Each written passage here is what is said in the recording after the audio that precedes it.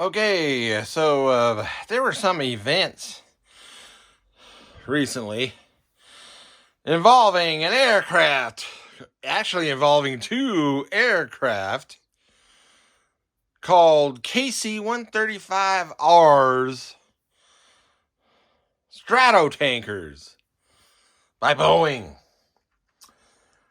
So I started going through my set, which caused me to get distracted from my other procrastinated projects. So I was digging through my stashes because I knew I had a bunch of KC-135s. And I came across an abomination by a company called Revell. And it also reminded me how so many people today still think the KC-135 is a militarized version of the Boeing 707, which it is not. Yet I've even heard U.S. Air Force video reports where the U.S. Air Force narrator says it's a development of the Boeing. So here is the Revell abomination. This one is not just an abomination because the printed scale on the box is wrong. It's an abomination. Oh, I'll show you the other abomination. Anyway, this kit was first issued in 1957, or at least the copyright date was 1957, which is the year that this aircraft, the KC-135, went into active use in the U.S. Air Force. Which, that right there, you have to question the accuracy of a kit that comes out about the same time that the aircraft actually starts being used. Anyway, so what is the problem with this scale? It says 1144. It's, if you get a hold of the kits that were issued prior to this issue, this is a 1980s issue. And in 1980s, they decided to lie to people and say it was 1144 scale, which it is not. Up until the 1980 issues, it was even some of the boxes didn't even have the scale printed on the box, but some that did, it's 1139, which is bigger than 1144. Anyway, and it isn't accurate. But now I will show you the bigger abomination that Revell did with this kit and with the KC-135. Yes, in the 1980s, they decided to convince people that the E-3A AWACS, or the AWACS plane, is a KC-135 with a radar dish on it. Yes, this is their same KC-135 with the radar dish on, with an AWACS dish on it. And that is an abomination because, oh look, they didn't even spell NATO in all caps. In correct U.S. English, an acronym, which NATO is an acronym, is supposed to be spelled with all capital letters. So, fail. English, go back to school. And anyway, so what is, some of you might be saying, what is an AWACS then if it's not a KC-135? It's a Boeing 707. That's what it is. And they're not, the Boeing 707 is not a KC-135. Now, I'm going to bring up some books. So you guys want proof? Here's a book.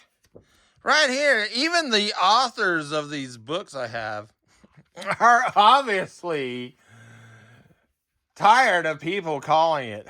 Because look, this guy even goes to the trouble to showing a cross-sectional diagram of certain aircraft. This is the KC-135, and this is the Boeing 707. If you can't notice, the 707 is much larger. He also goes on in here to state that, right here, so Boeing originally called the KC-135 the Model 717. The Model 717 has an oval cross section. The Model 707 fuselage has a double lobed cross section. He also gives dimensions showing that it's the 707 is all around bigger. It has a wider wingspan, longer fuselage. You can't interchange any structural components between a KC-135 and a 707. They were basically designed at the same time as each other. One was not developed from the other. Now there's that book, and then there's this book. Even these guys are like, hey, the 707 is not a KC-135, and I got, and but anyway, so it's in this section where they're talking about the prototypes. So, and I'm not going to have time to go through. I did read. Oh, here we go. Anyway, right here, this is the prototype, or this is actually a demonstration aircraft that was called the 367-80. And it's from this aircraft. The military came along and said, hey, we like that, but we want it to be a tanker and meet military requirements and whatnot. And the airline industry came along and said, well, there's potential there, but it's not enough for us. We need it to carry more people and to be able to travel farther, you know, carry more people, more fuel, more. So the two 707 and KC-135 were developed independent. Now here is a photo of a Dash 80 acting as an airborne fueler on a B-52. Now the Dash 80 is about the size of the KC-135. It's small. And there's the actual Air and Space Museum. So you could probably use a KC-130. I'm looking at it. I'm thinking you could probably use the Revell KC-135 1139 scale kit to make the, what was it, 367-80. But here's confusion here. Because right here on this photo, Boeing put 707 on the tail.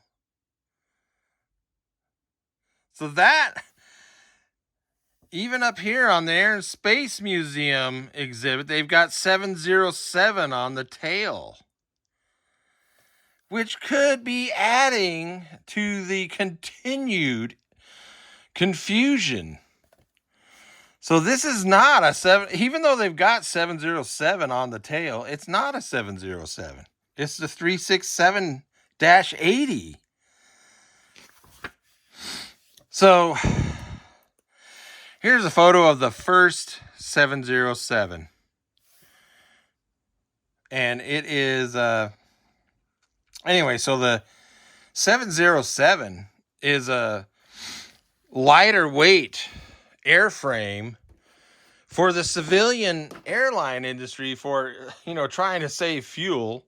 Plus, the KC-135 is a much stronger airframe, which is why they have outlasted the KC-10. And they're still using these because the new, is it the KC-46? The new Boeing, they keep having major problems with that aircraft. So the U.S. Air Force is still stuck using a purpose-built military tanker, the KC-135. My gosh. Anyway, but that's not all. Check this out. So I have this, the Minicraft 1144 scale KC-135A, and they have an issue with the R version with the bigger, I think they're CFM. Anyway, I want to, just for craps and giggles, even though I have already explained that this is a much larger scale, and I have a couple in here, one that decided to commit suicide and fall down from the ceiling. And anyway, so we're gonna, it's, yeah, but you can see the shape. Revell has the shape right.